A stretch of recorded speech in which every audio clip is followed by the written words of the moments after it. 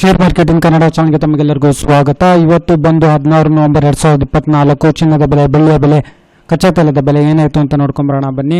Commodity market ಇವತ್ತು ಚಿನ್ನದ ಬೆಲೆ ನೋಡೋದಾದರೆ 24 ಕ್ಯಾರೆಟ್ ಚಿನ್ನದ ಬೆಲೆ ಬಂದು ಪ್ರತಿಯೊಂದು ಗ್ರಾಮಿಗೆ ಬೆಂಗಳೂರಿನಲ್ಲಿ 7,565 ರೂಪಾಯಿ ಆಗಿದೆ.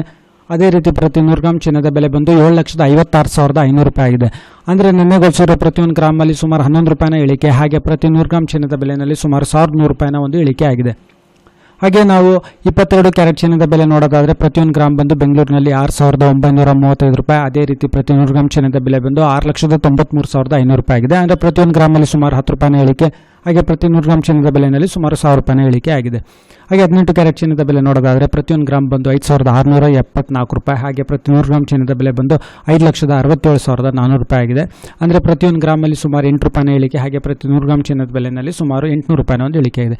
ಬೆಳ್ಳಿಯ ಬೆಲೆ ನೋಡೋದಾದರೆ ಇದರಲ್ಲಿ ಯಾವುದೇ ರೀತಿ ಬದಲಾವಣೆ ಇಲ್ಲ. ಪ್ರತಿ ಗ್ರಾಮ್ ಬೆಳ್ಳಿಯ ಬೆಲೆ ಬಂದು ಬೆಂಗಳೂರಿನಲ್ಲಿ 89 ರೂಪಾಯಿ 50 ಪೈಸೆ, ಪ್ರತಿ ಕೆಜಿ ಬೆಳ್ಳಿಯ ಬೆಲೆ ಬಂದು 89,500 ರೂಪಾಯಿ ಆಗಿದೆ. ಪೆಟ್ರೋಲ್ ಡೀಸೆಲ್ ಬೆಲೆ ನೋಡೋದಾದರೆ 102 ರೂಪಾಯಿ 92 ಪೈಸೆ ಇದೆ ಪ್ರತಿ ಲೀಟರ್ ಪೆಟ್ರೋಲ್ಗೆ ಬೆಂಗಳೂರು ಅರ್ಬನ್ನಲ್ಲಿ.